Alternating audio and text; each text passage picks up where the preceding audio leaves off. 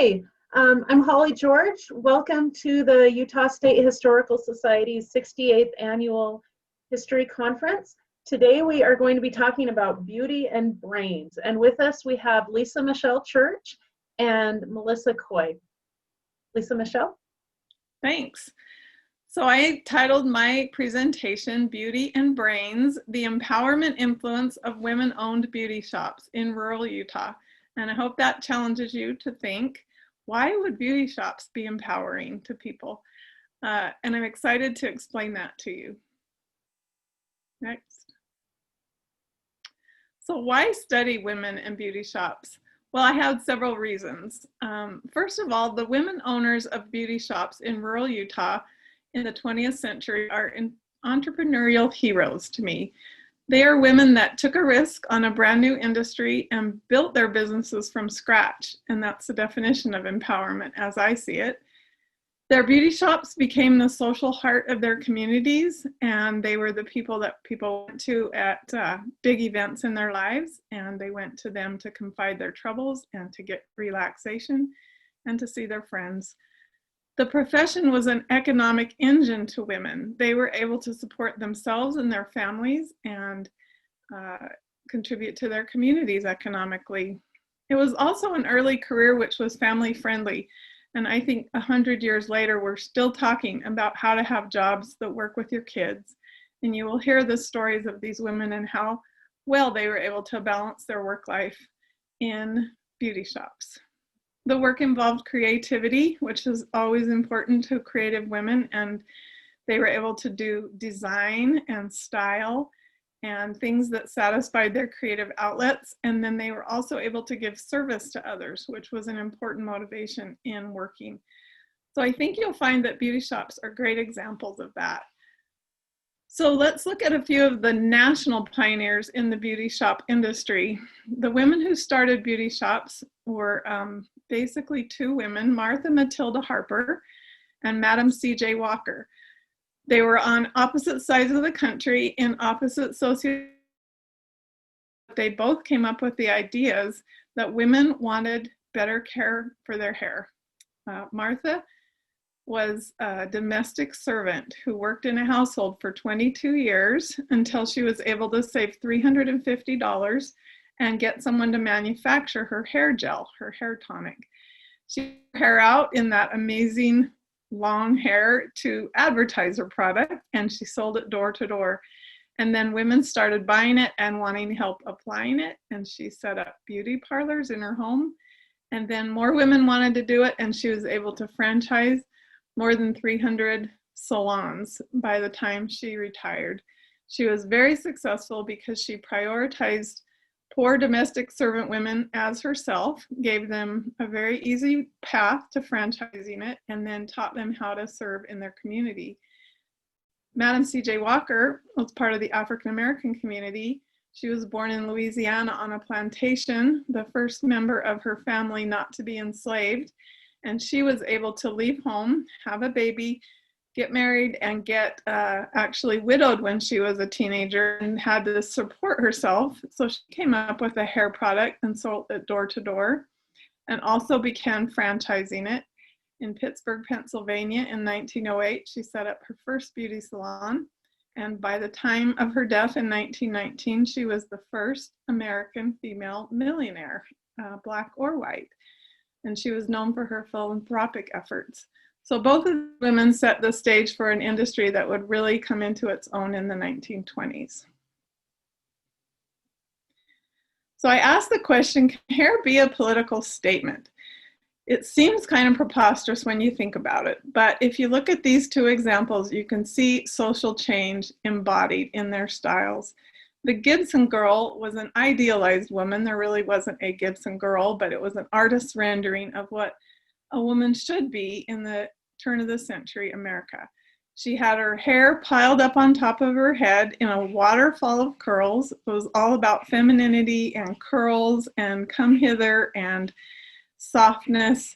A lot of them had to actually use false hair to make it effective, but it was a lot of work to get the hair up there and keep it up there. It went so far as to have the idealized hourglass silhouette on your body with a very tiny waist and a very bouffant skirt. And this was the ideal up until really the middle of the teens and the First World War. And then women were called to work in the war effort. And once they did that, they didn't have time for the Gibson girl hairdo or the fancy dress. They started wearing shorter dresses or, heaven forbid, pants, and they cut their hair. And cutting their hair in the 19-teens was a political statement. Women were judged for a loss of femininity and the fact that they wanted to look like boys. And so this was the kind of thing that could have been nipped in the bud, except the movie star industry adopted the same kind of look. And icons of the jazz age and the flappers adopted the same kind of look. And really by the middle of the 1920s, short hair was all the rage for women, political statement or not. So the bob came into being, and this great old photo shows a million different ways you could bob your hair. And it says, bobbed hair has come to stay. And this is in the 1920s. So I asked the question, why did women ever leave home to get their hair styled? I mean, once they got a bob, why didn't they just take it easy? It's such an intimate thing, going to some stranger's place and having your hair shampooed and styled.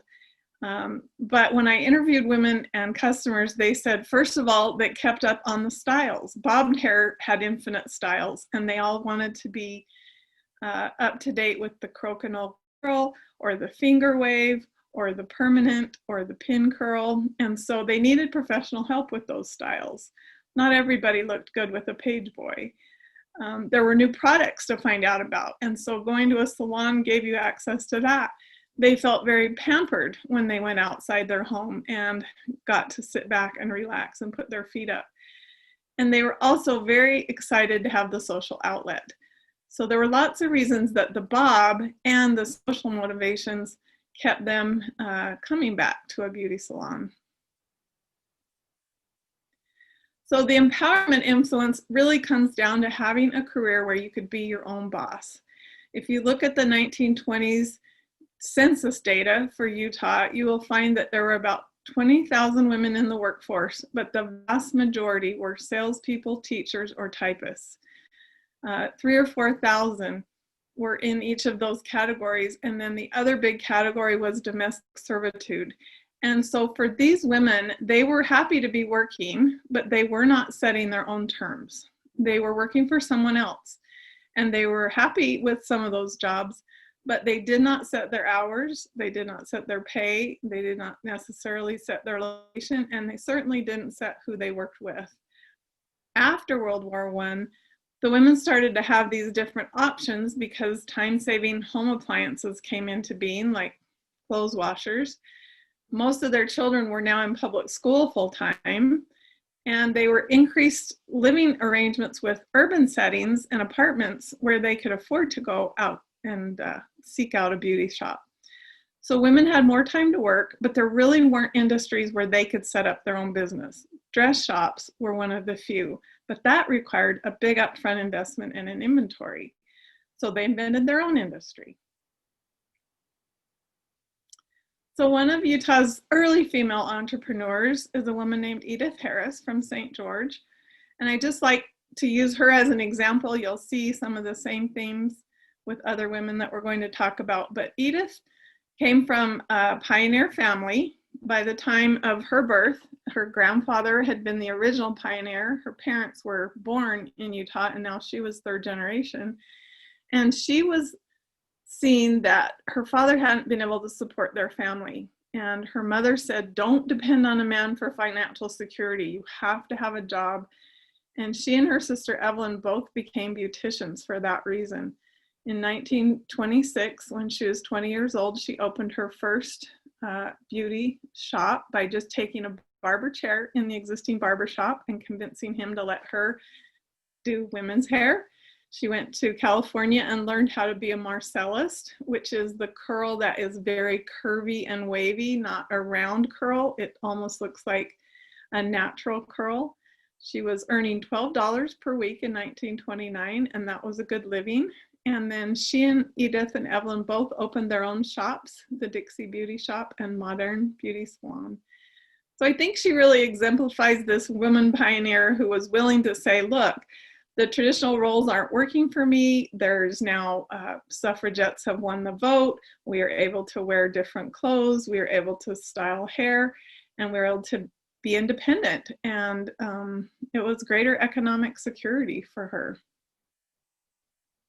So I love this picture of her family because you can see Edith second from the left, and she styled everyone's hair in the family. They all benefited from her skills, even her dour mother, who had only been able to support her family by taking in boarders. So she was very proud that of these 4 daughters, 2 became beauticians and 2 became teachers. And that was a really proud moment for her. Next. So why did they choose to open a beauty salon? The statistics are staggering. There were 5,000 beauty shops in 1920 and 40,000 by 1930 in the US. So obviously a very appealing entrepreneurial option for women. Edith and Evelyn there with their beautiful waves on the left really mirror the beauty magazine model below them. You can see they're very on trend. But the reason to choose this beauty shop idea is hairstyling produced steady income. People came back every week or every other week to get their hair done. That was very reassuring. What people would buy a dress once in a while.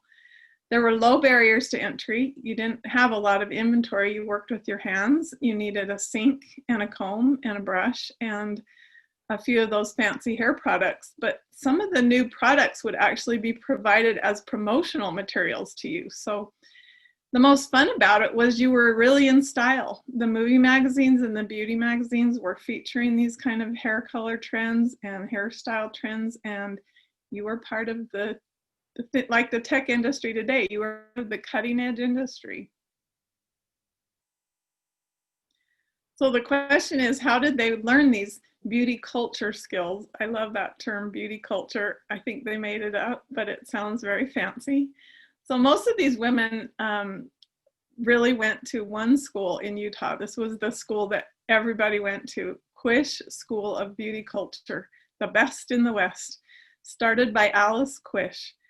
And the fascinating thing for me was searching, I wonder how I would find women beauticians in Utah.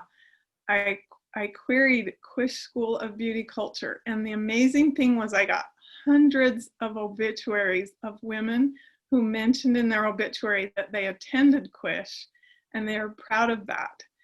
So it gave me a very rich and diverse group of women to research. But Alice Quish must have been fascinating. She was a pioneer in opening her own salon in 1919 in the Hotel Utah, and then within a few years she started advertising as a school.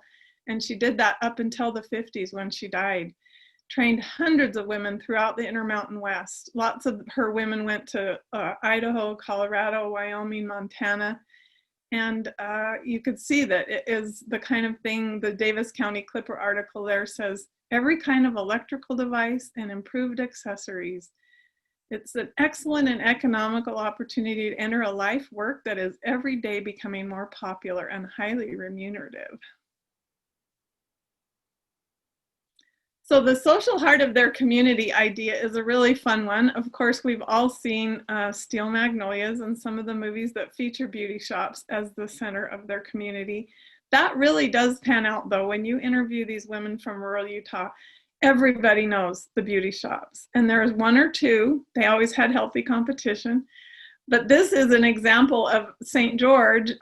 Lyda Prince there on the left went into partnership with her friend Jetta Snow, second from left.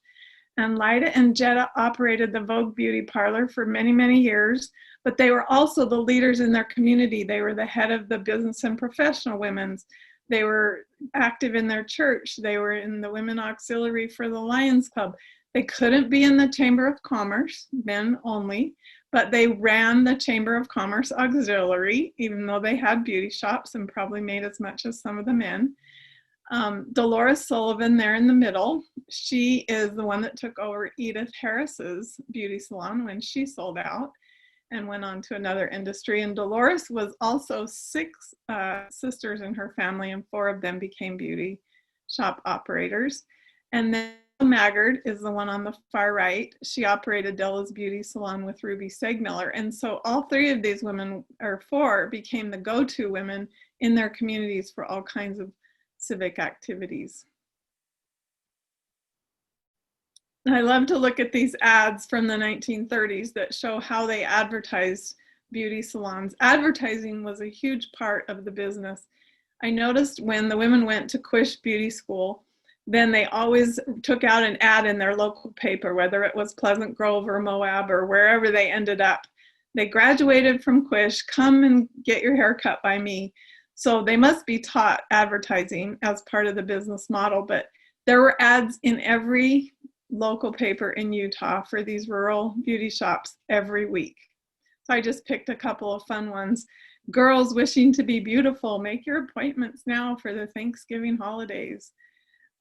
Dixie Beauty Salon advertises, courteous, competent operators prepared to serve you. Let us help you solve your beauty problems.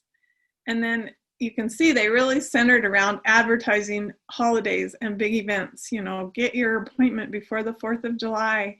You can see that the prices were pretty reasonable, even in the 30s, $5 for a permanent wave and $7 for a finger wave. Another funny thing that struck me was how many times the beauty shops would collaborate within the town. So in this lower left article, you can see the 3 beauty shops. There were only 3 in the 30s in Utah, or in St. George, Utah. They decided when they would be open, when they would be closed, and they just let the people know in the newspaper, if you want your hair done, you've got to do it these days because we're all going to be closed on these days. It was kind of a little bit of an antitrust issue, but it still worked for them. So I wanted to feature a couple of the other women from my interviews. I was able to interview Cleo Sullivan Wardle. She's 91 now, and she's a pistol and a lot of fun to talk to. She and her 4 sisters all became beauticians growing up in St. George because their mom said the same thing as Edith's mom. You have to have a way to make money. You don't know what your husband will do. So Cleo apprenticed her sister at 16 and learned to do sculpted pin curls. If you don't know what that is, you take the curl and wrap it around tight to the head and put a pin in it. And big pay of 25 cents per customer. Then she did go up to Quish and get her beauty license. She was able to do it quickly because she'd done the apprenticeship. But even in the 30s and 40s, they already had ordinances and licenses in the state requiring licensure and certification. Cleo then got married, and her husband was a road construction worker, and he wanted her to go on the road with him. So she packed up her beauty stuff, and everywhere they went, at every road camp, she just opened up a little shop on the back of a truck and cut anyone's hair that needed a haircut and made a little extra money for herself and had a few babies. And when the kids got in school, she said, I've got to be somewhere so the kids can be in school. So she moved back to St. George and opened Cleo's Uptown Beauty Salon, which she operated for many years. And then the kids left home, and her husband said, come back out on the road with me. She went back out on the road with him, sold her shop, but unfortunately he died of cancer the next year. But she told me that she thought it was the best career she could have had because she spent so much time with her husband and she was flexible. Went back to the beauty shop and worked another few years and retired at 76 after 60 years of doing beauty work. Then she became a horseshoe throwing champion and competed in the Huntsman Senior Games. So this woman was not to be stopped, but she was so proud of her career. She felt like she had mentored hundreds of young women over the years that she'd worked in shops to be their own supports. She also entered lots of competitions and won prizes for hair design. And she was the most proud of the fact that the women left my shop with a lift in their step. And I think that's the definition of empowerment right there. The next woman was Rose Levitt McAllister, same era as Cleo.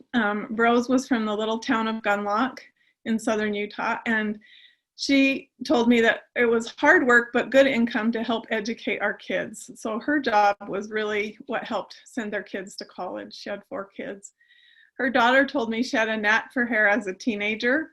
They lived by a CCC camp in Gunlock, and all the men needed haircuts. So even as an 11-year-old, she charged 5 cents for a cut.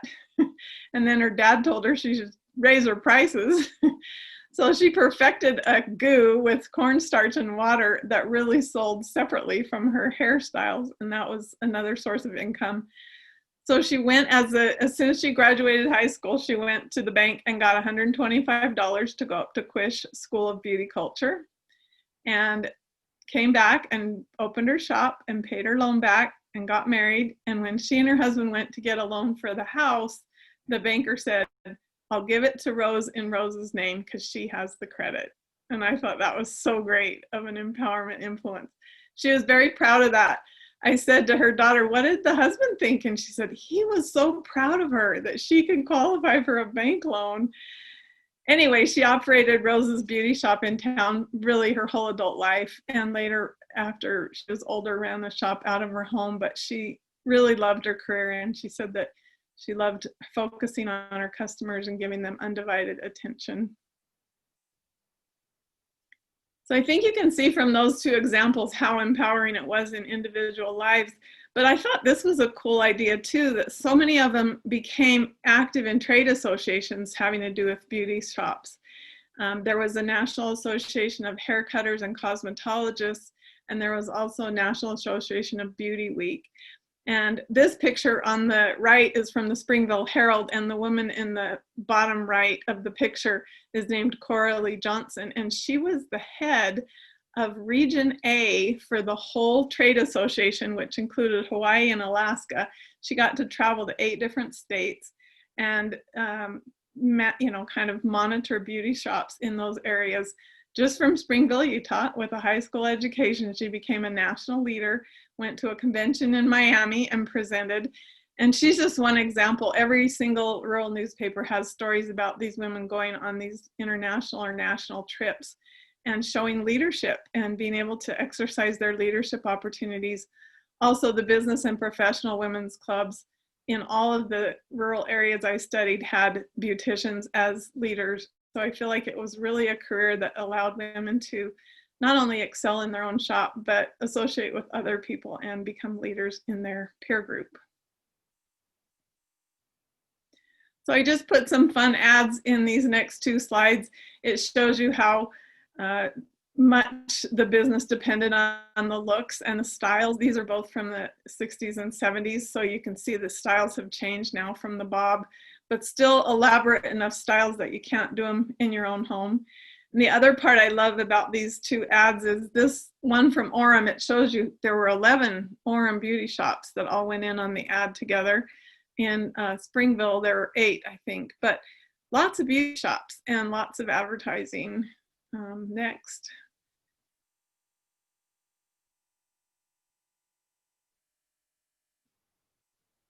So the same idea for Pleasant Grove, Moab, and Vernal.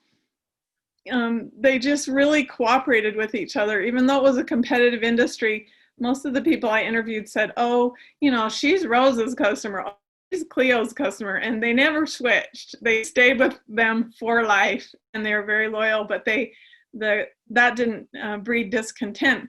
Cleo and Rose would always travel to the national convention together. They were friends, and that's the way it was in these other towns. And you look at the cooperative advertising, and it's just really fun to see the way they approach their customers. Time for your hair conditioning. Is your perm growing out? So they were always very successful with advertising. So I thought I'd just show you a fun little idea of some of the equipment that was used in these beauty shops. On the left is what's called a chandelier permanent wave machine. It looks a little bit like a chandelier, but this was invented in the 19-teens. 2 different people invented it, had a big patent war about it, but mostly it was this guy named Nestle, and they sat you under that, and then they took each one of those rollers, which is hooked up to an electrical wire, and they wound it in your hair and then put some permanent solution on it and then plugged it in.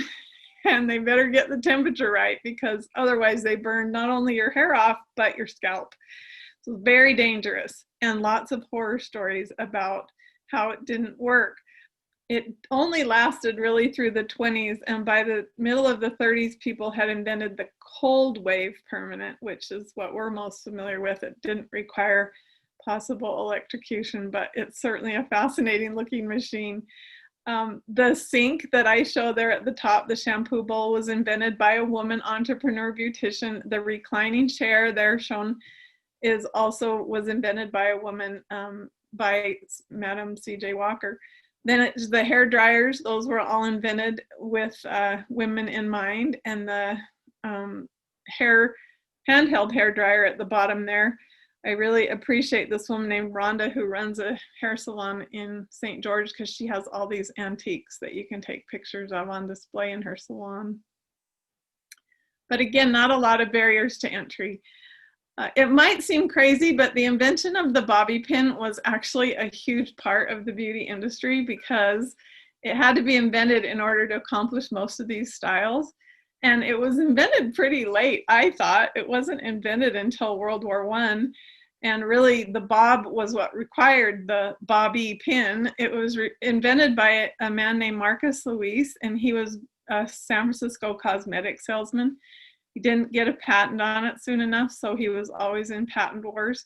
But he only died a few years ago at the age of 102, and he had it in his obituary that he was the inventor of the bobby pin.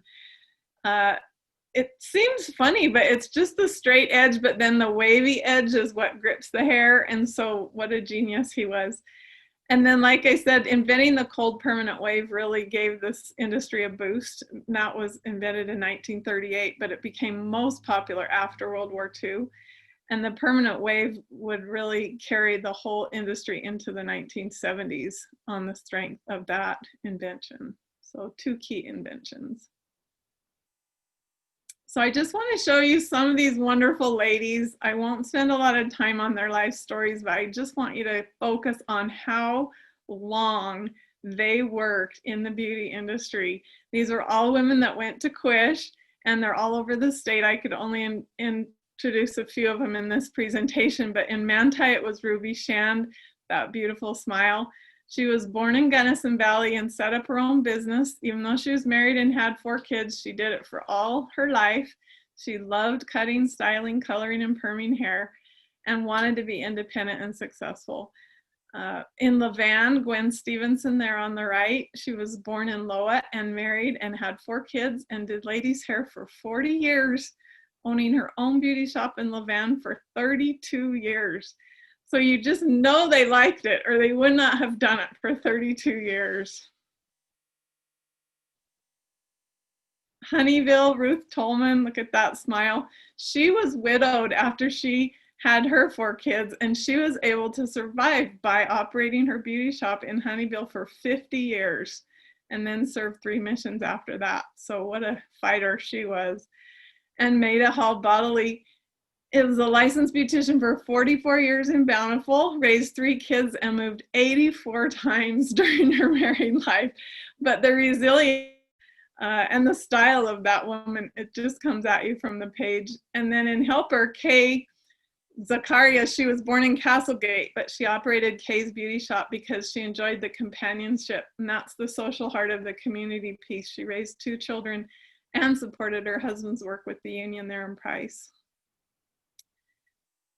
And then Vernal Beulah Stewart was married 65 years and worked as a beautician there. Gertrude Long, I'm sorry I don't have a picture of her. She was one of the few that did not have a family, but she worked from 1940 and 46 years. She owned her own place there in the Ritz Theater building in Tooele, and really dedicated and a big part of the community.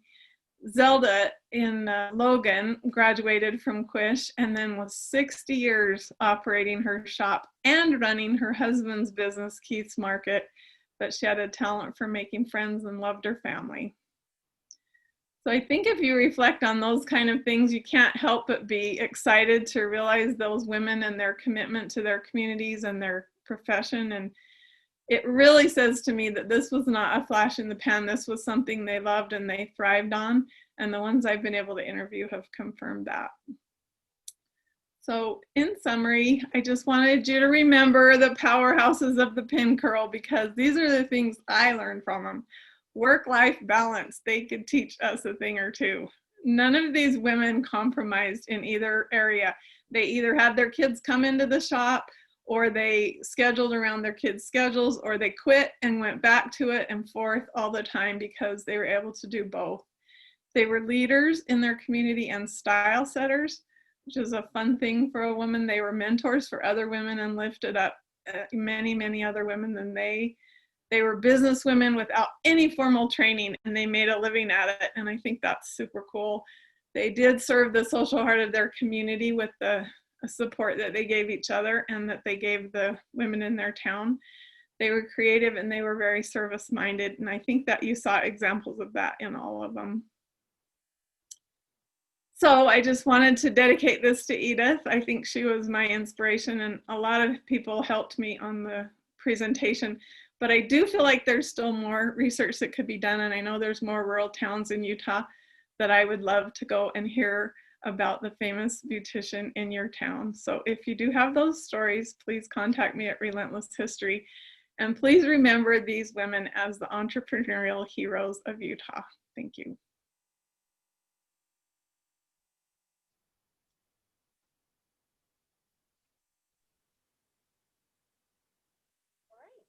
Thank you so much, Lisa Michelle. You're on mute. Let's get our conversation going. A little pause there. Lisa Michelle, I love that. Reminded me so much of my grandmother, that glamorous hair. Let's have Melissa Coy now of the Utah Division of State History speak. Okay. Yeah, so I have a few questions for you. Melissa, we can't hear you. Oh, you can't. Can you hear me now? I can hear you more. It's a little better, yeah. 2020. So this is a great topic, I think. And I think you're still too quiet.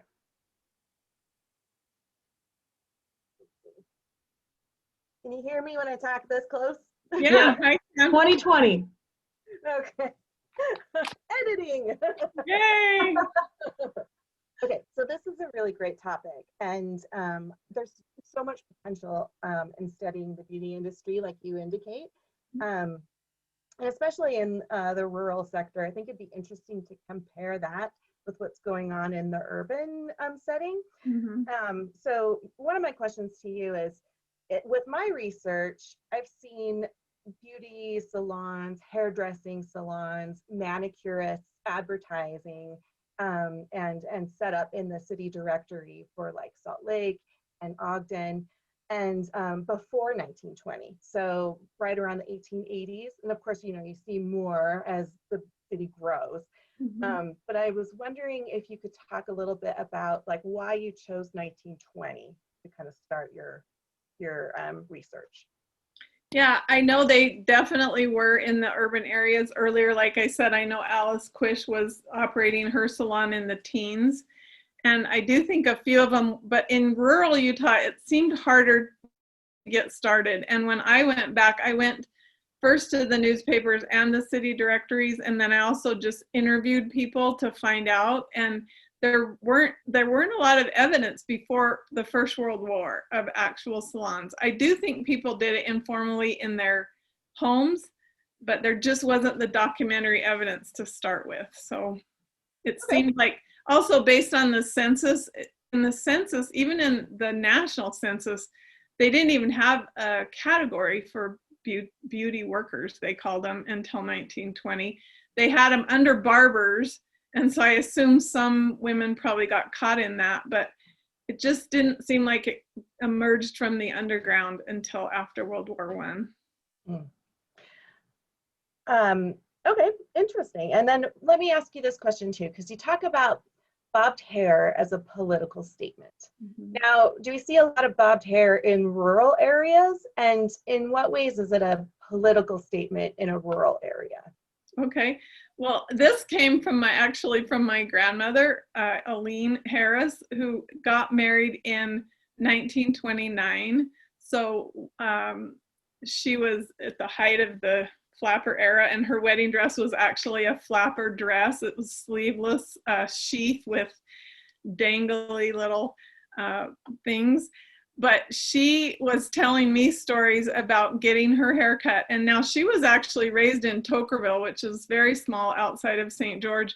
But she said when she got her hair cut as a young woman in the early 1920s, that her father disowned her. He was just horrified. He said this was, you know, going back on her femininity, and that she couldn't do it. But then he got a car. He was one of the first car drivers. And so she said, I want to drive a car. I want to learn to drive a car. And so that was kind of a political thing where she got this independence from her father to say, I'm not only going to have short hair and dress the way I want, but I'm going to drive a car, which then all of a sudden becomes this totally independent person who isn't, politically, she isn't dependent on anyone to exercise her rights, right? So anyway, that's an anecdote that I was going off of, but I did see in the pictures, the photographic record shows a lot of women in rural Utah with bobbed hair starting in, you know, the 1920 era. So it's funny that it coincides with the suffragette movement. I think that's interesting. Yeah, I think so too. And I mean, I think that you see more bobbed hair after the suffragists, and after Hollywood, like really gets Yeah. that style going, right? Right. And you see a lot with younger women and co-eds, but I think there's an age difference too that should be teased out a little bit more, because not all, you know, like your 60-year-old rural woman wasn't getting her hair bobbed, right? I know, although that's why I put Edith's mom in there, that family picture, because she had obviously let her daughter cut her hair and style it short. But Yeah. I'm sure you're right. I think there's definitely an age that would and wouldn't do it. But the women like that Lyda Prince and Jetta Snow, they were of an older era. In those pictures, you could see their hair wasn't necessarily bobbed, but they were to accommodate the younger women. So certainly after the war, the styles were more similar across the age groups after World War II. Yeah. Oh, absolutely. There was more of a leveling effect. So I know you talk a lot about hair, but I also see you using kind of the beauty industry as kind of an overarching like kind of term for, I mean, I see that as including cosmetics. Definitely. And, you know, skin treatments and things like that. And so I'm wondering if, I'm really wondering if you were to add the element of the door-to-door cosmetic sales, that's huge in the 50s and 60s especially, if that would change this dynamic a little bit.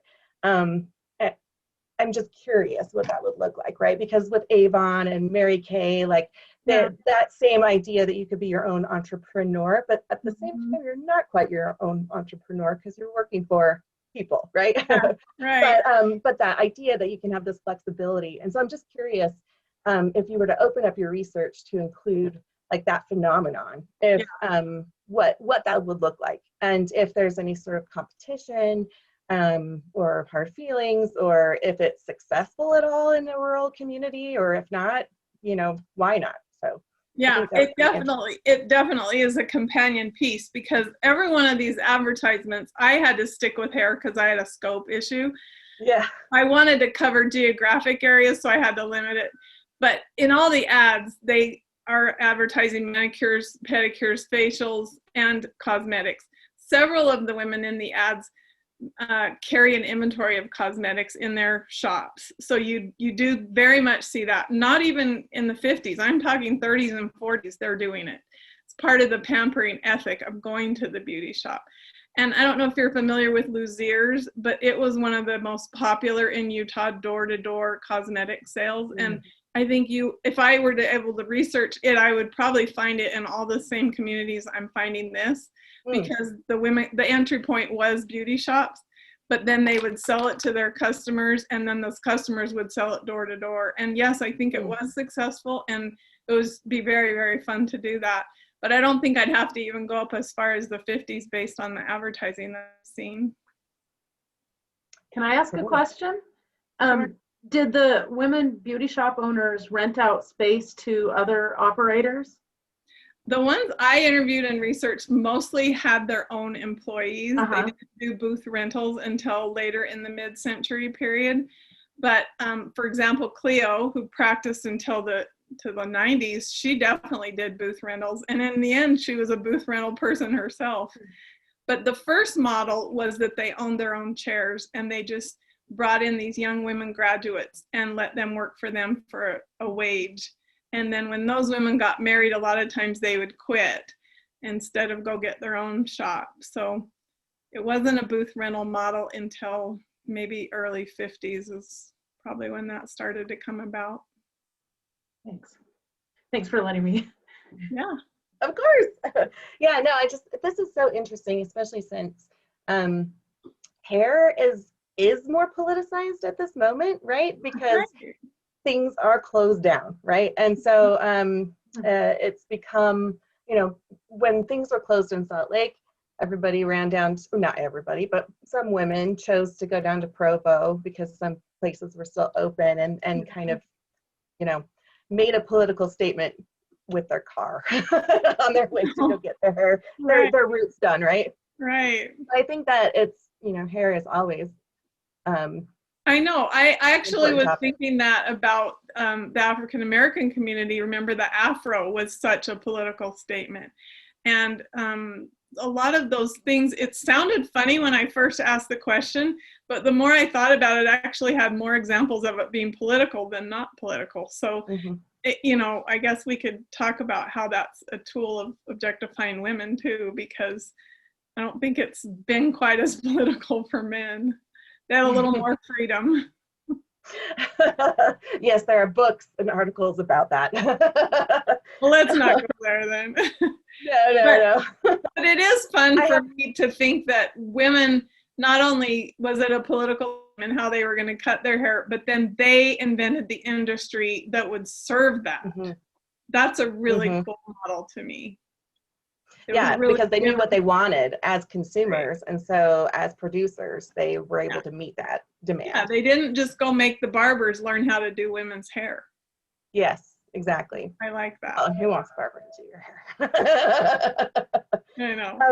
I have one last question for you, and I just wanted to know, what was the most interesting thing that you uncovered while you were doing this project? What maybe surprised you, or was the most interesting throughout the whole project? Oh, well, I mean, I love the ladies, even the ones that were dead and gone, and I didn't even get to interview them. I could just feel their spirits and their strength and their get up and go. I just loved them. But I'll tell you, one of the surprising things was I did ask the women I was able to interview, or their daughters, I would say, how did they feel about gossip in their beauty shops? Because beauty shops are kind of, the cliche is, oh, women go there and gossip.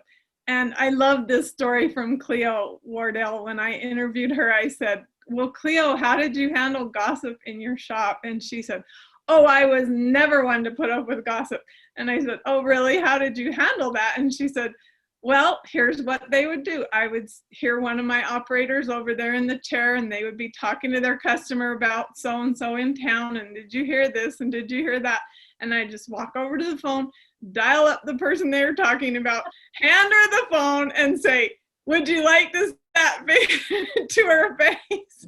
And she said, I never had to do that very much before people knew. They didn't gossip in Cleo's shop.